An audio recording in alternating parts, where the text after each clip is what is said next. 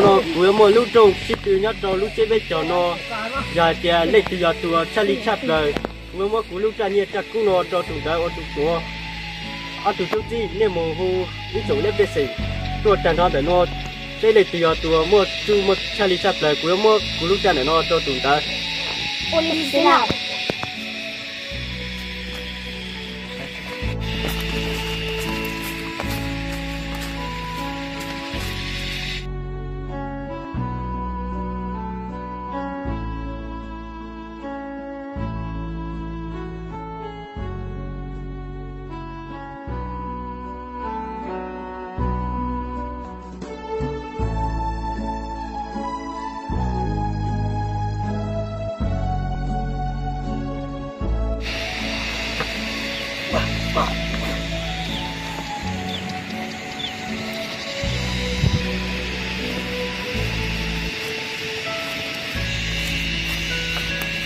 ồ là nhân thà mũi mù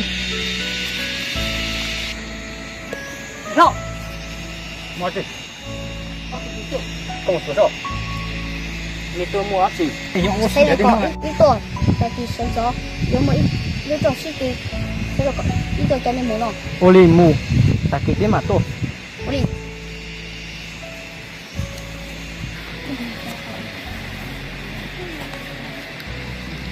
Được rồi.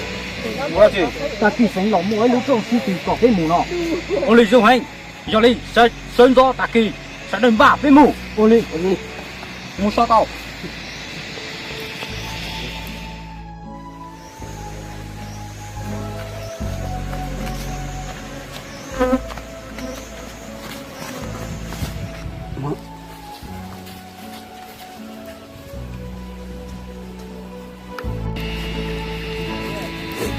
Mua chuyện từ từ.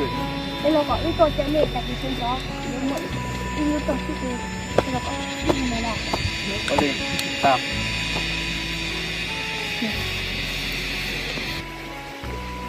Ô, ta kỹ sinh lời hay là giờ mua nó trong xí tiểu nó thế thì ta kỹ sẽ chú cái sinh lời giờ mua thế sinh lời giờ mua nó trong xí tiểu chỉ nó mình kiếm bao đó đi kia thế mỗi sẽ được một số tàu đó.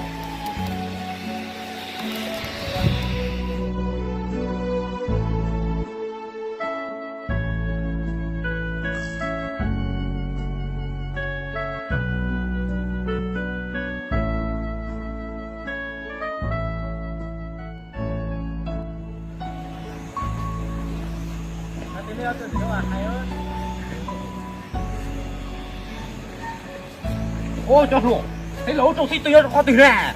Rồi đi, mu.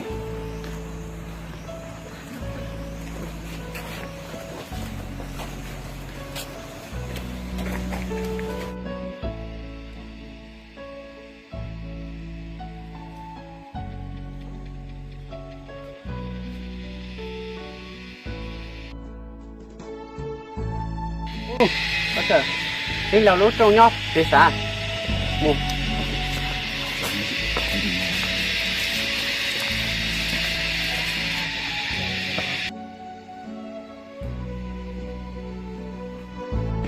Ôi, như cái xí kia lo. Đó, cái tôi ra, dạ. Rồi liệt đi, để tôi xí từ ra xí. Cho tao cỡ. Rồi giờ mới thì tao cho gỡ, ôi cha. Số là đang chim mù cơ, sao số là chơi bộ đi coi. Giờ là nhớ tôi đang chơi. Mấy chị em mà sẽ đọc á, coi coi mà hay đọc á. Tham mà hay đi. Tao cho. Đi sẽ để tôi chỉ po. Chỉ ra. Nó cũng còn như sẽ để tôi để nó. Giờ thì nên lấy từ mua dòng tu dòng kia thì lấy từ tủ giấy của một cú lúc ra như ta cú để nó cho tụi đó tụi tua đây là tí đâu ôi lên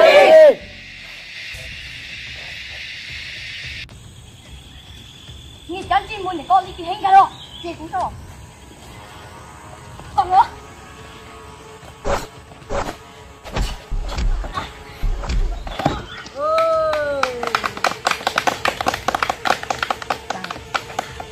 mù sao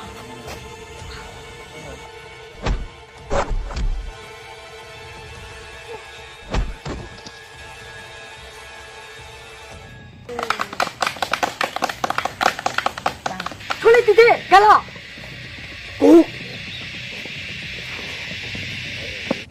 就我干了了。 Rồi, cái tiền cái lo.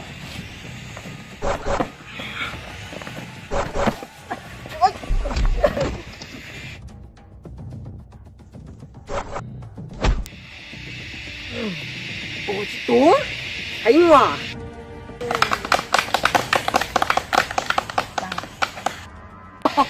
Ni kan chỉ muốn ta qua thì xử lý tiền chứ, nhưng mà cái lo. Nó khai xử lý. Vậy kìa, cái lo, cái mặt tôi.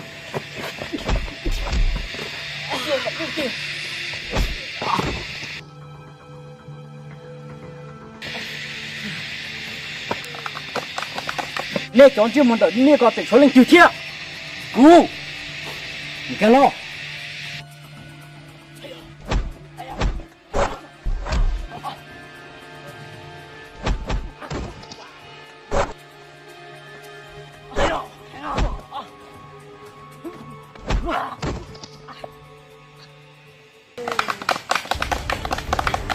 Bạn chiều một có trời vui rồi. Nhọ.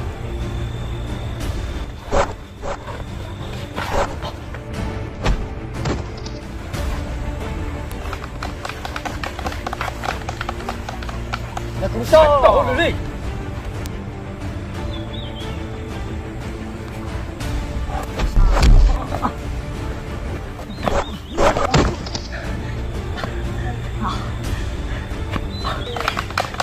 Cái hành cả lo. Ở trên, trong bút trong lo. Ở trong đường tí tông. Lo. Ui.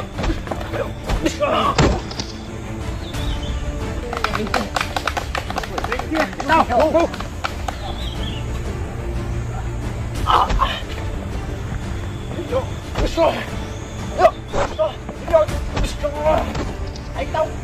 Anh tông sao?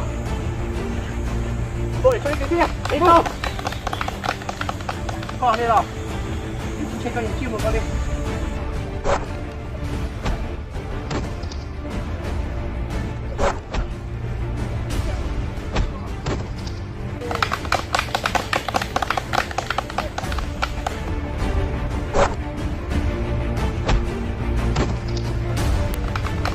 Mấy trận biết lên tình hành đó. Đúng. Không cần.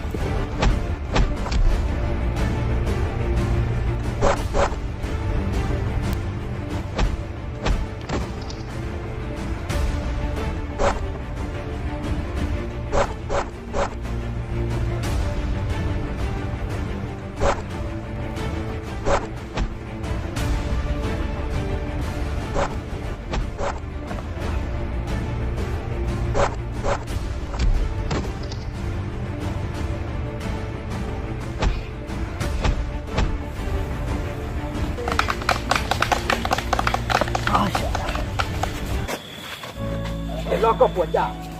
Ôi trời. Thì lâu có chả lý cỡ. Cứ chỉ chăn gì chả chứ. Vô sát cơ. Cái sĩ tí nó có nhà tụi dê. Nó để nó cuối có tụi chứ mất. Cuối lúc ra nhiệt chắc cũng nó cho có.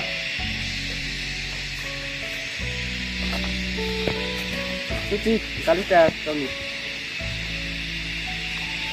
Trong xe nó có nhà tụi dê đời. Tiếp bắt về nó. Cái là tụi chăn lý sắp lại. Cũng mất cuối ra nó cho có tụi. Anh nữa sao cũng là. Như cháu xin chỉ cho tụi xe này. Chỉ do cũng một cái sĩ tư cũng phải đi đó còn nét tua. Thế rồi mong tao. Đi chứ đồng. Trái về nó lên. Chúng chơi đi sao? Để anh tự xí lại cho hải nào. Nhưng chứ đồng trái. Đi lên lên. Chứ hỏi cho ta. Đúng rồi. Đi. Sao sao.